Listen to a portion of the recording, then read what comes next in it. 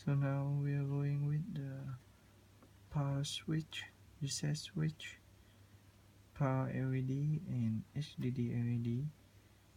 Power LED will indicate the power when you press the button to turn on the PC, and HDD will indicate if HDD is working, means your Windows is running.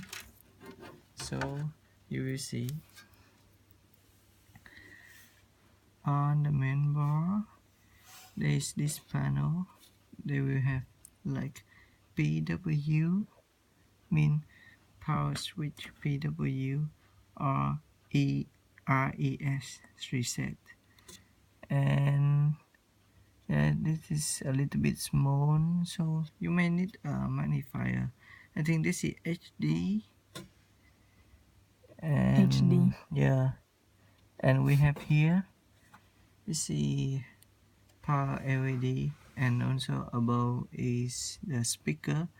This speaker is to, this is a mono speaker to tell you if there is some problem. They will sound like beep beep beep beep.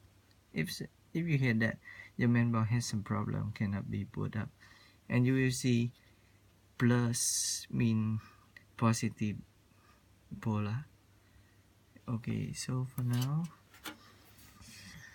you will not see any positive or negative polar on reset cable, and I think it's a not polarized, but for usually I will plug power switch and reset switch like this, put the face together like this and plug them in. So power above, reset below, so here, and power and reset is here as the panel indicator.